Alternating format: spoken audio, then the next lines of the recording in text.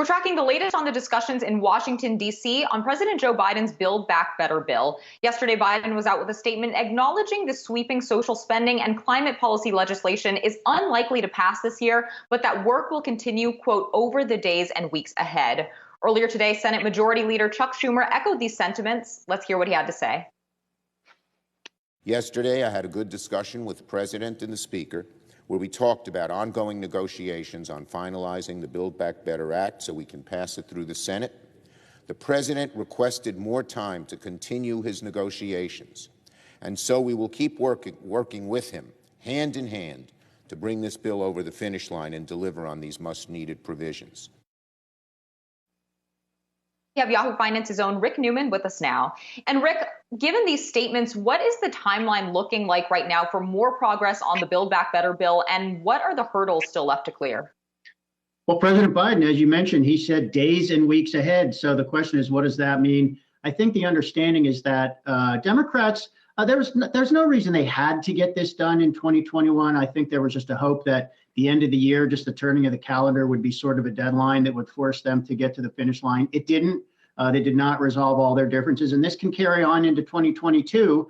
What they still need to resolve, this might seem sort of hopeless, like the Democrats really seem like they're flailing on the outside, but they have made some progress here. They have basically agreed on the amount of money to spend. That's about 1.7 or 1.8 trillion dollars. So everybody, including those couple of holdouts, Joe Manchin and Kyrsten Sinema, are fine with that number. And that's down a lot from earlier this year. The question is now what exactly to spend that money on. And one of the big sticking points seems to be whether they should do just a 1-year increase in the expanded child tax credit. That's expensive. And in order to keep that bill at 1.7 trillion, you can only do that for 1 year. So that seems pretty gimmicky to guys like Senator Joe Manchin. And I think he'd prefer something that's more stable, either scale back the thing, but make it stable for 5 years or longer, or else kill the whole thing and just spend all the money on something else. So that's what Democrats are going to be negotiating among themselves about as 2022 arrives.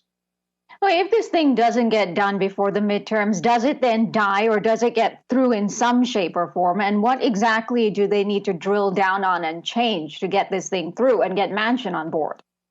Yeah, I guess a practical deadline is probably, I would think if this is not done by February, it's not going to get done, because if Democrats cannot figure this out by then, it just gets harder and harder to do as midterm elections draw closer. And if they're really that divided among themselves, they should just give up. That would be viewed as an epic fail, given that they are pretty close. And this is really their last big legislative effort. After this, not much else is going to get done in a midterm election year. And there's a broad expectation that Democrats will lose control of the House next year and not be able to pass this kind of legislation. So they should know they need to get this done pretty soon, pretty quickly in 2022, or it's over. And who knows when they'll get another shot at it. Well, Rick, and something I know you're also closely following has to do with tax changes and tax reform. What are you seeing now in terms of the tax changes that we could expect in 2022 that perhaps didn't happen this past year? I think this is an overlooked story for 2021. At the beginning of the year, market analysts were looking at all the tax increases President Biden wanted to impose to pay for his social welfare plans, his green energy plans, and almost none of them are going to materialize. It's pretty clear the Democrats are not going to raise the corporate income tax at all. They're not going to raise the individual income tax rate at all, not even on wealthy people. There's going to be no change in capital gains taxes. There's going to be no change in inheritance taxes on the wealthy. There are some much smaller tax increases, such as a surcharge on people who earn more than $10 million a year. But that's peanuts compared with what Biden started talking about earlier this year. So this is basically good news for markets. I mean, think about at the beginning of the year, how many analysts we had on saying, oh, if these tax hikes go up, it's going to affect this sector and this company. And we think the markets will be okay, but we're not sure. Nobody's even talking about this anymore.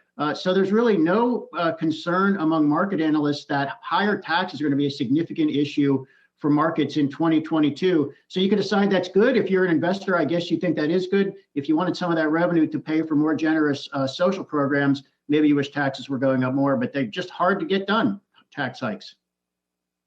They certainly are. All right. Thank you so much for that update. Yahoo Finance's Rick Newman.